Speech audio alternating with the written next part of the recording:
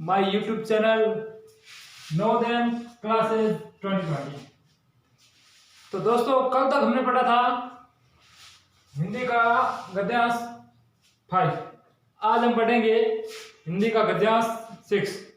इस गद्यांश में क्या है कि अंतरिक्ष के बारे में बताया गया है, कुछ विलोम शब्द भी है। तो आइए देखते हैं हम गद्यांश 6। तो आइए देखते हैं अवतरण 6। तो हम ट्रिक के हिसाब से पहले अवतरण 6 के प्रश्न देखेंगे। तो देखते हैं प्रश्न नंबर फर्स्ट। प्रश्न नंबर फर्स्ट है कि अंतरिक्ष वह स्थान है जहाँ पर क्या वायुमंडल नहीं है, या पवन है, या घने जंगल है, या नदियाँ है। तो इसमें पहले हम ऑल क्वेश्चन पढ़ लेते हैं ताकि हमें पैसेज पढ़ते समय ज़्यादा तकलीफ ना हो। तो देखते हैं प्रश्न नंबर 2। भारत सरकार भविष्य में करोड़ रुपए किस पर खर्च करेगी? बाधा पर, नहरों पर, अंतरिक्ष कार्यक्रम पर या शिक्षा पर? अगला प्रश्न देखते हैं प्रश्न नंबर 3। प्रश्न नंबर 3 है भविष्य में कौन सा उपग्रह छोड़ा जाएगा? आर्यभट्ट, रोहिणी, इनसैट प्रथम, सी या चंद्रमा? प्रश्न नंबर अगला देखते हैं। उपग्रह कहते हैं जो ग्रहों में से बड़ा होता है, जो ग्रहों के चक्कर लगाता है, जो आकाश में उड़ सकता है, जो पटरियों पर चलता है। अगला क्वेश्चन देखते हैं क्वेश्चन नंबर 5। स्वतंत्र का विलोम शब्द है राजतंत्र, प्रजातंत्र, स्वतंत्रता या परतंत्र? देखते हैं पैसेज की ओर।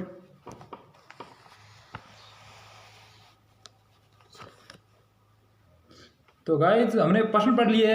अब इस अवतरण या गद्यांश बोलते हैं, गद्यांश को पढ़ेंगे ताकि हम प्रश्न पढ़े हुए तो हमको जल्दी उत्तर मिल जाएंगे। तो पढ़ते हैं। अंतरिक्ष पर भारतवर्ष वर्तमान भविष्य में करोड़ रुपए व्यय कर रहा है। तो यहाँ पर प्रश्न आया था कि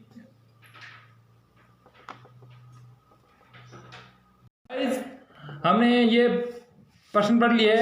अब हम ये गद्यांश पढ़ते हैं। गद्यांश में है कि अंतरिक्ष कार्यक्रम पर भारतवर्ष वर्तमान भविष्य में करोड़ रुपए व्यय कर रहा है। इनसैट प्रथम सी भी निकट भविष्य में छोड़ा जाएगा। तो अब ये प्रश्न आया था प्रश्न नंबर 3। इसमें पूछा गया था कि भविष्य में कौन सा उपग्रह छोड़ा जाएगा? तो इसका उत्तर है इनसैट प्रथम सी, जो हमने अभी पैसेज में पढ़ा था। तो इसका राइट आंसर हो गया सी, जो है इनसैट प्रथम सी। तो हम देखते हैं पैसेज की ओर। अगले क्वेश्चन। वह उपग्रह पर 1 अरब 3 करोड़ 55 लाख रुपए व्यय होने का अनुमान किया गया है। वह कार्यक्रम महंगा होते हुए भी हमारे देश में बहुमुखी विकास के लिए बहुत आवश्यक है। तो यहाँ पर आया था कि प्रश्न नंबर 2 में पूछा गया था कि भारत सरकार भविष्य में करोड़ रुपए किस पर खर्च कर रही है? तो इस हमने यहाँ पर पैसेज में पढ़ा कि वह कार्यक्रम महंगा होते हुए, कौन सा कार्यक्रम? तो ये टॉपिक चल रही है इसमें कि अंतरिक्ष में वह इतना महंगा होने पर भी वह सरकार चला रही है। तो इसमें क्या है, बांधों पर नहीं है, बांधों पे यहाँ पर पैसेज में कोई शब्द भी नहीं है, बांधों का ये भी नहीं है, नहरों में ये भी नहीं आया, और अंतरिक्ष कार्यक्रम पर ये चल रहा है। तो इसका उत्तर होगा सी, अंतरिक्ष कार्यक्रम पर, न ये भी नहीं होगा शिक्षा पर, क्योंकि इसमें ये अंतरिक्ष का टॉपिक चल रहा है और इस पूरे पैसेज में कोई बांधों का या नहरों का या शिक्षा का ऐसा कोई वर्ड भी नहीं है, हमने पढ़ा था अभी। तो देखते हैं हम पैसेज में अगले प्रश्न।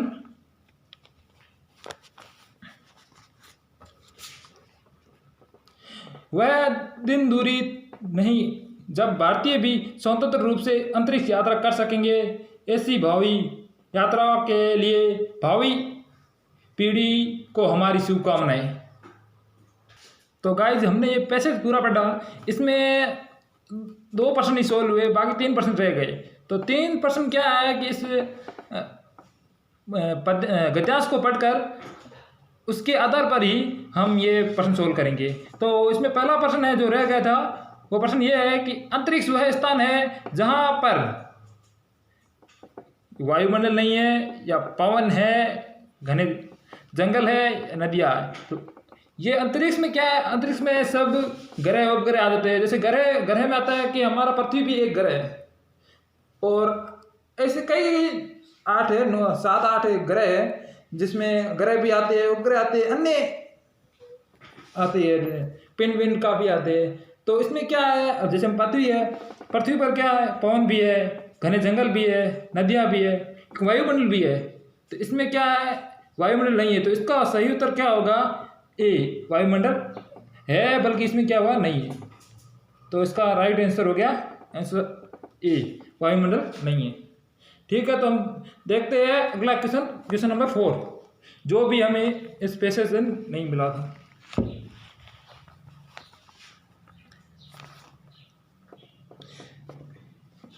प्रश्न नंबर 4 में ये पूछा गया है कि उपग्रह किसे कहते हैं। अब ये अंतरिक्ष में तो ये जो था कि अंतरिक्ष में सब आते थे, ग्रह आते थे, उपग्रह आते थे, पिंड आते थे, काफी आते थे। तो ये पूछा है कि उपग्रह किसे कहते हैं। ऑप्शन नंबर ए है जो घरों से बड़ा होता है, जो घरों से बड़ा होता है। ऑप्शन नंबर बी है जो घरों के चारों ओर चक्कर लगाता है। ऑप्शन नंबर सी है जो आकाश में उड़ सकता है, वही ग्रह उपग्रह है। या ऑप्शन नंबर डी है जो पटरियां पर चलता है।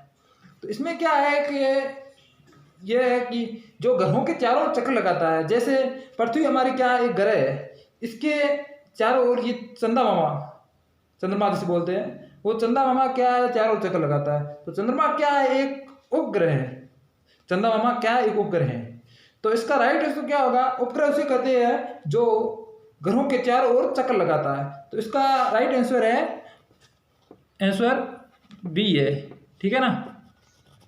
देखते हैं अगला क्वेश्चन, क्वेश्चन नंबर 5, जो भी हमें इस गद्यांश से नहीं मिला था।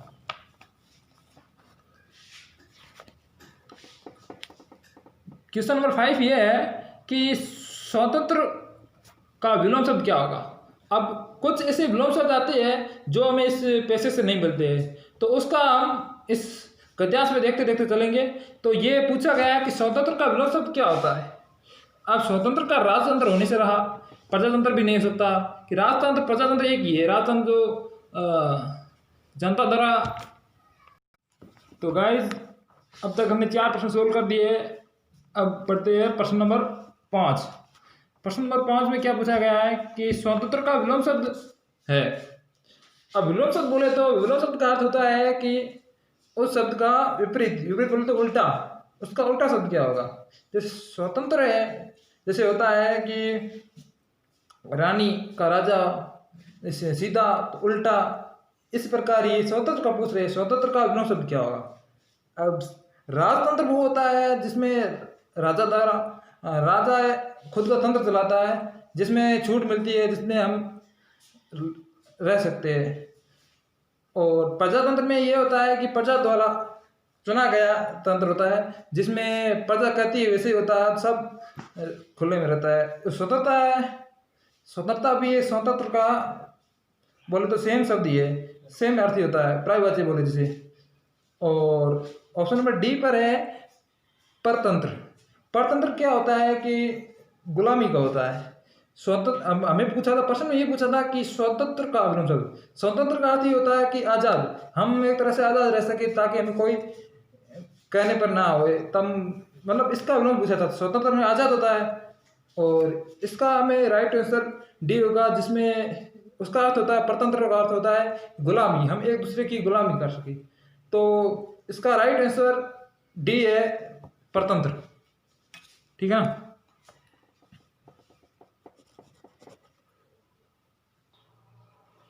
तो गाइस हमने इस गद्यांश देखा और इस बुक में प्रश्न भी देखे गद्यांश के द्वारा।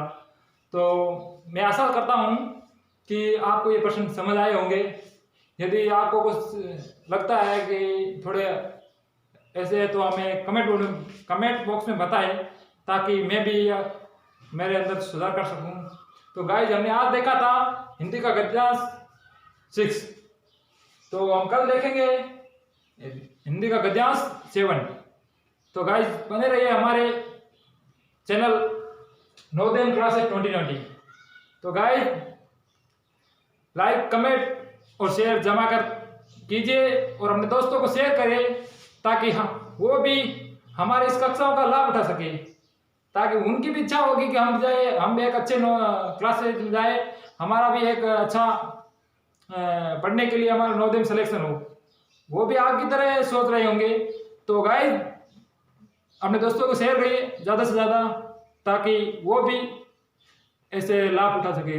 क्योंकि वो देखते हैं कि कोचिंग में तो हम कुछ गरीब बच्चे होते हैं जो कोचिंग में नहीं जा पाते, तो वो घर पे बैठे इस बीमारी में, तो घर पे बैठे वो लाभ उठा सकते हैं। ठीक है, धन्यवाद। जय हिंद, जय भारत। तो बने रहिए, धन्यवाद।